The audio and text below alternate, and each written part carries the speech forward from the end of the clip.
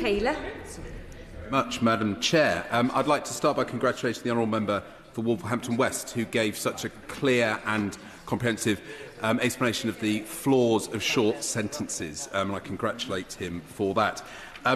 It's a shame he's not in his place, but the Right Honourable Member for South Holland to the Deepings gave us some insight into why we have ended up in such a mess in the first place, in that the government modelling was not able to reconcile that removing prison places would remove prison places at the same time as increasing sentencing rules would result in more demand for prison places. And the figure given by the honourable member, the honourable member for Carlisle of 482 net prison places since 2010 shows these mistakes to be so utterly damning during their time in government.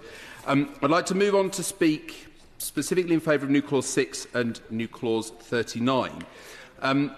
In Christmas 2021, Lily Clack's family were woken by police informing them that Lily had been involved in a traffic accident that morning, Christmas morning, caused by a driver under the influence and speeding at speeds of up to 100 miles per hour, and who failed to stop for the police.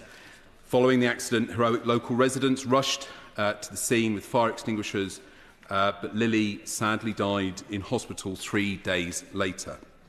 Lily's family have campaigned tirelessly since then for Lily's Law, which would result in licences being suspended immediately upon a charge, and a lifetime ban from driving when drivers are convicted of causing death by dangerous driving and causing death by careless driving.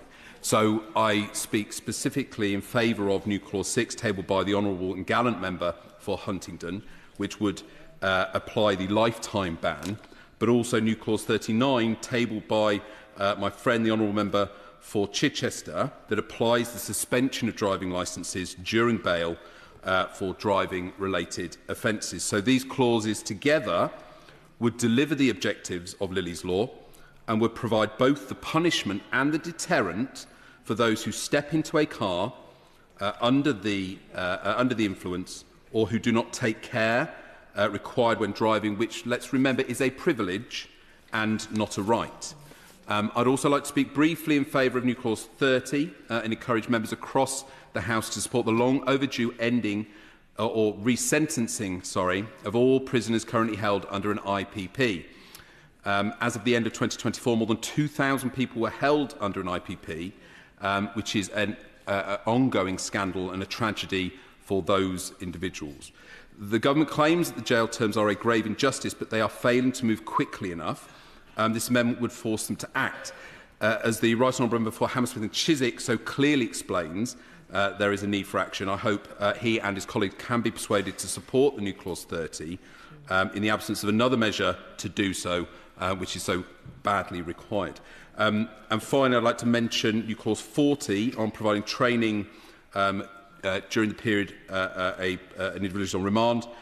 We must enable rehabilitation wherever possible, and even if this isn't taken forward today, can I join colleagues and the Right Honourable Member for Congleton to encourage the government to look at the current situation? Thank you.